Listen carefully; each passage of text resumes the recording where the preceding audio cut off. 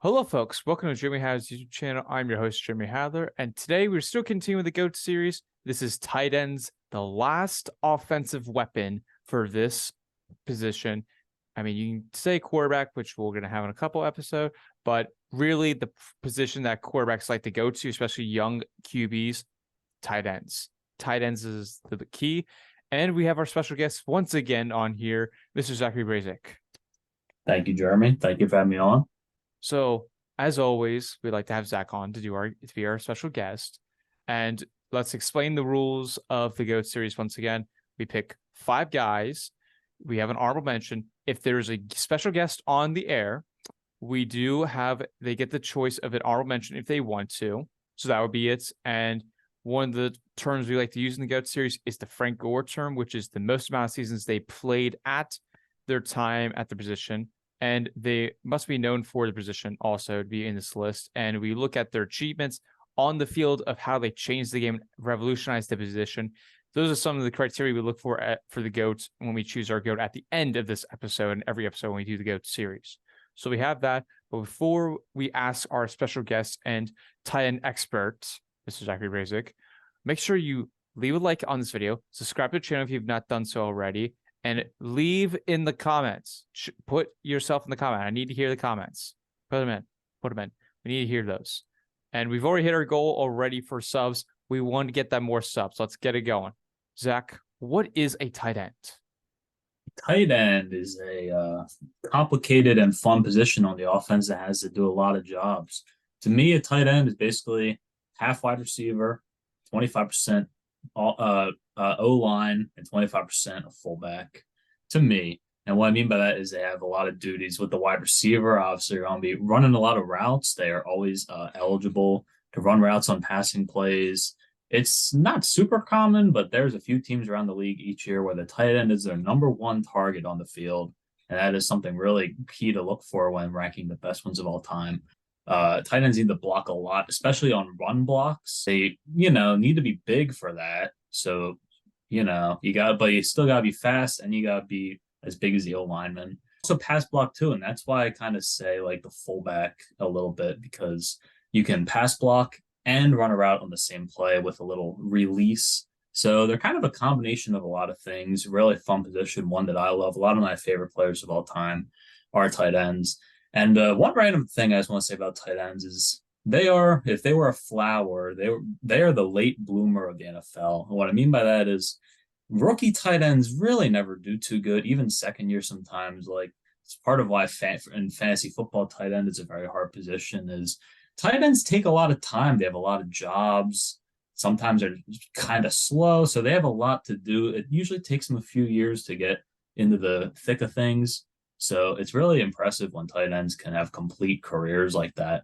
And yeah, we're going to look at the best ones of all time today.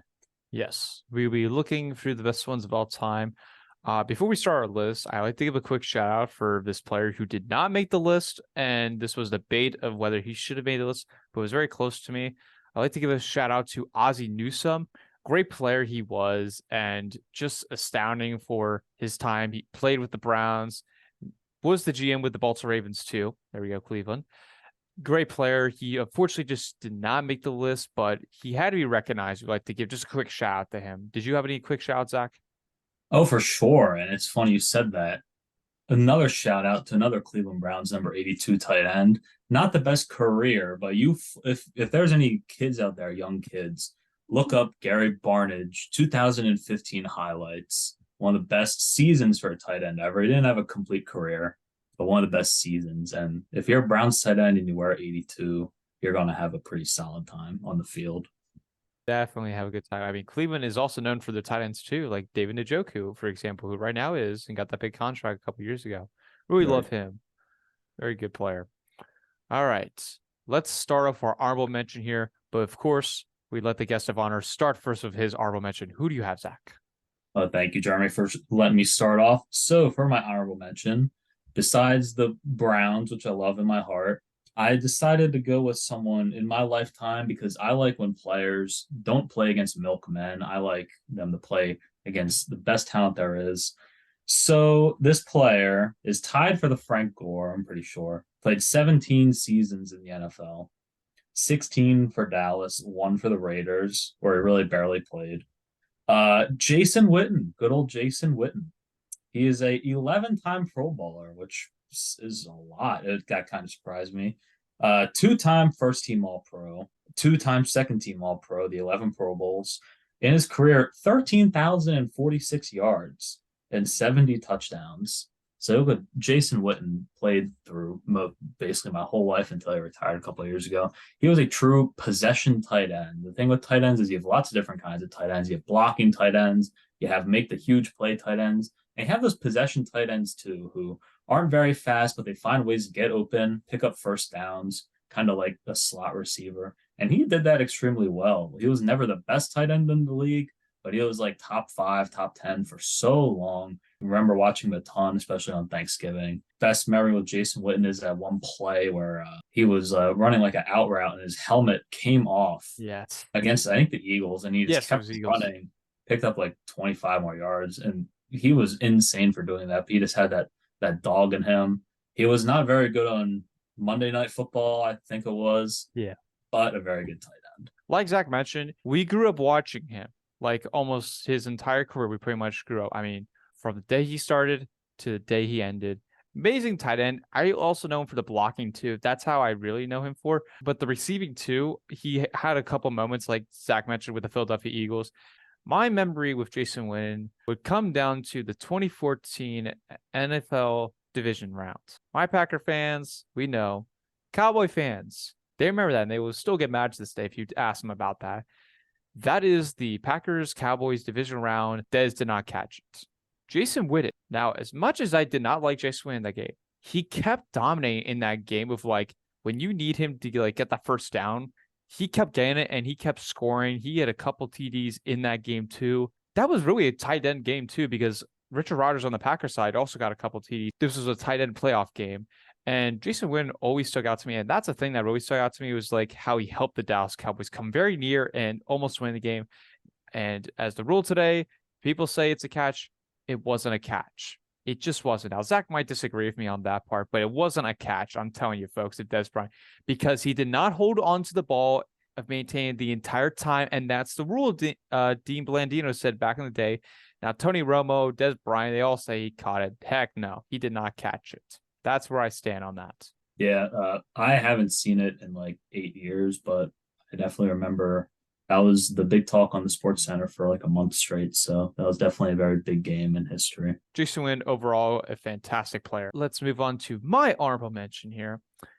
This player, I kept debating whether with Ozzie Newsome, if he should have been the honorable mention, but I felt this guy should have had it because he was more well-known. He's more well-known today because of his impact with sports media too. He's played 14 seasons, and in those 14 seasons, the majority was with the Broncos, but he also played with the Baltimore Ravens. That is Shannon Sharpe. Now, right away, when people think of Shannon Sharpe, they think of Undisputed with Skip Bayless and Shannon Sharpe. But what I really know him for is his football career, and that's why I'm going to put him here on this list. He's the brother of Sterling Sharpe, which I think that Shannon Sharpe is the second best brother in that family. I think Sterling Sharpe should be in the Hall of Fame and should have been in the Hall of Fame for a long time, but unfortunately he's not because his career ended too early due to a neck injury. But that's the part because in Shannon Sharpe's Hall of Fame speech, he said, I'm not the best player in my family. I'm the second best player in my family. Sterling Sharpe should be in the Hall of Fame, and he should get his recognition where it's due. But let's get back to Shannon Sharpe, his achievements. 8 Pro Bowls, 4 first-team All-Pro, 1 second-team All-Pro, and he's a 3-time Super Bowl champion. He won 2 with the Denver Broncos and 1 with the Baltimore Ravens. He helped orchestrate with John Elway, Terrell Davis, becoming that big 3 Denver Broncos offense of helping them all out and being aggressive and dominating the field. He got inducted to the NFL Hall of Fame in 2011, made the Broncos Hall of Fame, made the 90s All-Decade Team. The stats, folks, 815 receptions, 10,060 yards receiving, 62 receiving TDs. What do you think about him, Zach? Yeah, Shannon Sharpe, one of those players that you love and you hate, whether it was back then or whether it's now on the sports media. He played with that swagger. He was kind of like the Terrell Owens of tight ends. I mean, I wouldn't say he was as dominant, but he just always going to be on the sideline saying something, always going to be showing some swagger. Really good at receiving. He was really fast for a tight end. He wasn't like a super big tight end, so really used that to his advantage. Had some great years and a solid add to the list. We move on to our next player. That is Antonio Gates. Played his entire career with the San Diego Chargers. At the time is what it was called. Now it's called the Los Angeles Chargers, but in his time, it was the San Diego Chargers. He has 3 first-team All-Pro, 2 second-team All-Pro, made the Pro Bowl 8 times. Amazing to see that. Made a 2000s All-Decade team. His stats, folks: 955 receptions, 11,841 receiving yards, 116 receiving touchdowns. That's the most career touchdowns by a tight end, and he never won a Super Bowl. Zach, what do you think about him? Yeah, when you needed a touchdown down by the goal line, Antonio Gates was that guy for Philip Rivers, and the most touchdowns by a tight end in history, 116, which is crazy. And he's not even the Frank Gore of the list. I mean, he had a long career, but he always found the end zone, which for tight ends is so crucial. It's really the part of the field where they can be the most dominant because the defenses doesn't have as much space to work with. So those bigger body tight ends can really dominate. I know he had a basketball background in college. Yes. And just an amazing tight end from my childhood. We were young right during his prime, and he was just awesome to watch. Yeah, this is a guy. I mean, 16 seasons, that's a long time. It's not even the Frank Gore of the list. That's just amazing to see that right there for Antonio Gates. But as Zach just mentioned, we were young watching him, but the days that we could watch him play, he was still amazing. And he still made an impact role of like the later seasons, even though he wasn't like being one of the best tight ends of like statistically. He still carried through and played a great role with the Chargers during his later playing days with Phil Rivers. Just amazing to see Antonio Gates here. Let's move on to our next player. This guy's played 10 seasons so far in the NFL. He's the only active player on this list. That is Travis Kelce. Travis Kelce, one of my favorite tight ends of all time. 2-time Super Bowl champion. He just won the Super Bowl with the Chiefs against the Philadelphia Eagles this past Super Bowl. 4 first-team All-Pro. Amazing to see that. 3 second-team All-Pro. 8 Pro Bowls. Made a 2010 All-Decade team. Interesting statistics about him. He had 7 consecutive seasons with over 1,000 receiving yards or more by a tight end, which is the most seasons by a tight end. He has the most receiving yards in a season, which is 1,416 from a tight end. And he has the most seasons with a reception by a tight end, which is 3. He has the most games with over 100 or more yards receiving by a tight end, which is 35. His stats, folks: 814 receptions, 10,344 receiving yards, 69 receiving touchdowns. But he also has the most career receiving touchdowns in the postseason for a tight end. Zach, what do you think about him? If you watch football now, you know him. He is just dominant. He's really kind of like Kyle Juszczyk for fullbacks. Kelce is just at different level of tight end right now. Travis Kelce, I'm sure he's a good blocker, but what he is really known for is basically being a wide receiver at the tight end position, especially for Patrick Mahomes, who, you know, is like the baby goat, people say, or whatever. The thing is, the Chiefs don't have to spend a lot of money on wide receivers because of Kelce. Patrick Mahomes has had wide receivers like Marquez Valdes-Scantling, Sky Moore this year, Mecole Hardman. I mean, he had Tyreek Hill early, but the Chiefs haven't, Juju, but they haven't like spent a ton of money on that top receiver because Travis Kelce is that for them, which is really impressive. He's getting older, but he is just like a fine wine. He gets better with age, and I'm sure there's a couple more big seasons in store for him. Statistically, he could have the best statistics out of all his tight ends by the end of his career. And he's the brother of Jason Kelce, which we've had on the other GOAT series list for centers.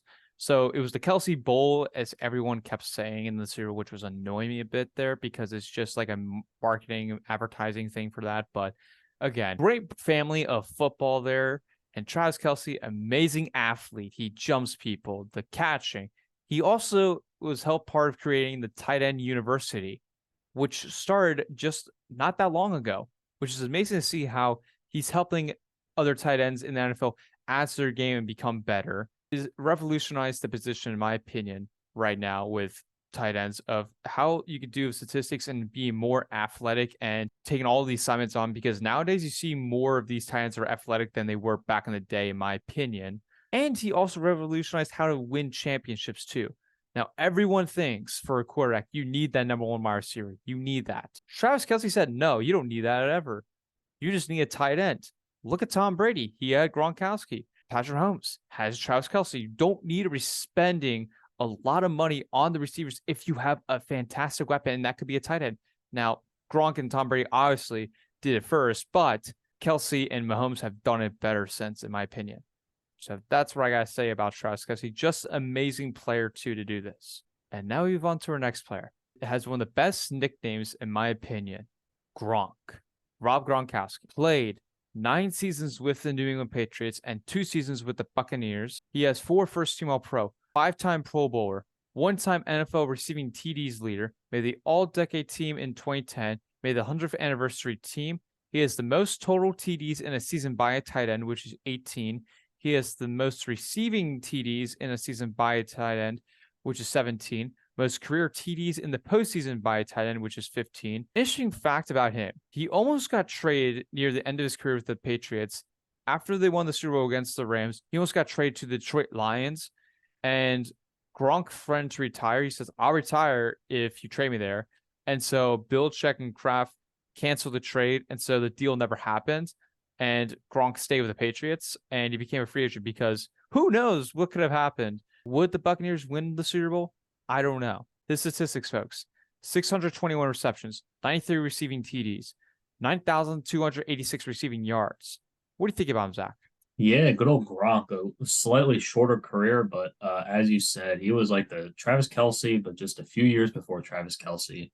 Once again, just like Travis Kelce, Gronk had the honor of playing with a generational quarterback like Tom Brady. And they really were just that 1-2 punch that everyone hated their team to go against. They were just dominant. I mean, Gronk was like almost as big of a name as Tom Brady for a few years. Everyone knew Gronk. He was on all the TV shows like the Jersey Shore shows or whatever. He is just a character. He dented the Lombardi Trophy. Another thing that I find kind of crazy, I mean, we talk about GOATs here, we talk about impacting the game. He's the only tight end to be featured on the Madden cover. Now, does that mean much? Not really, because even Peyton Hillis and Vince Young got on Madden. But that's still just pretty cool to see a tight end get that honor. And it was pretty deservingly so. I mean, the Patriots were my least favorite team back then, but he was definitely worthy of being that cover athlete. And I also forgot to mention of how many Super Bowls he won. He won 4 Super Bowls. Just to remind you, 3 with the Patriots, 1 with the Bucks. So just to remind you guys about that. He won Comeback Player of the Year in 2014, but throughout his career, he battled through so many injuries. Every year, he'd get hurt. Some would end his season. He'd play through some, which is just amazing to see how he overcomes those injuries and plays through. Now, for me, what he's known for is doing the Gronk, which is taking the football and smacking it down to spike it pretty much. That's what the Gronk is. He's also known for not making the tackle in the Miami Miracle a couple years ago when it was the Dolphins versus the New England Patriots in Miami. He's not a Hall of Famer yet, but he will definitely most likely be a first ballot Hall of Famer and get in the Hall of Fame, no doubt about it. Now, let's move on to our next. This guy was before all of these guys on this list so far. He set the tight end position for what it is today of how you play a tight end. Plays entire career with the San Diego Chargers for 9 seasons and retired due to his injuries. That is Kellen Winslow. Kellen Winslow, 3-time first-team All-Pro, 1-time second-team All-Pro, 5-time Pro Bowler, 2-time receptions leader, made the All-Decade team in 1980, made the 75th and 100th anniversary team. He got inducted into the San Diego Chargers Hall of Fame, got inducted to the NFL Hall of Fame in 1995.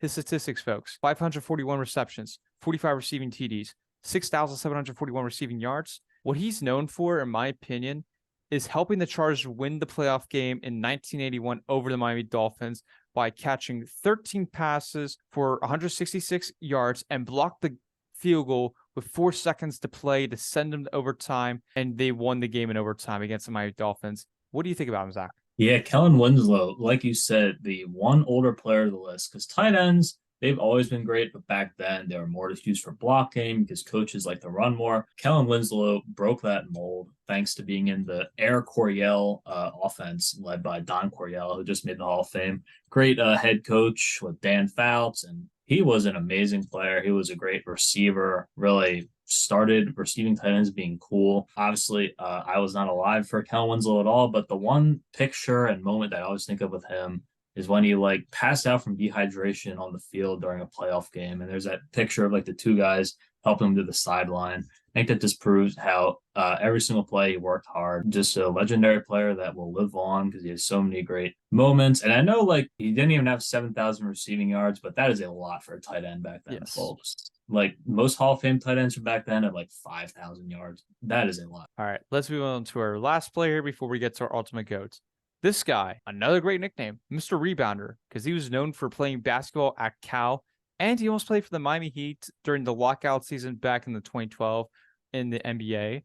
That is Aitor Gonzalez, University of California. Okay. 12 seasons with the Kansas City Chiefs, 5 seasons with the Atlanta Falcons. That is the Frank Gore of the list. He's a 6 first-team All-Pro, 4 second-team All-Pro, 14-time Pro Bowler. Amazing to see that. One-time receptions leader, made the 2000 All-Decade team, made the 100th anniversary team, made the Chiefs Hall of Fame in 2018, got inducted to the NFL Hall of Fame in 2019, 1,325 receptions, 15,127 receiving yards, 111 receiving TDs. He never won a Super Bowl, which he's one of the guys that deserves to win the Super Bowl. He has the most career receiving yards and receptions as a tight end. His arm extension is what I know him for, of like being able to block out guys and catch the ball. Played in 270 regular season games, and he missed 1 game during his entire career. What do you think about Zach? Yeah, Tony Gonzalez, a amazing player, the Frank Gore, the list, and in almost every single one of those seasons, he made the Pro Bowl. With my age, I remember him more as a Falcon. He was mostly a Chief, but just from the film and when I got to watch with the Falcons,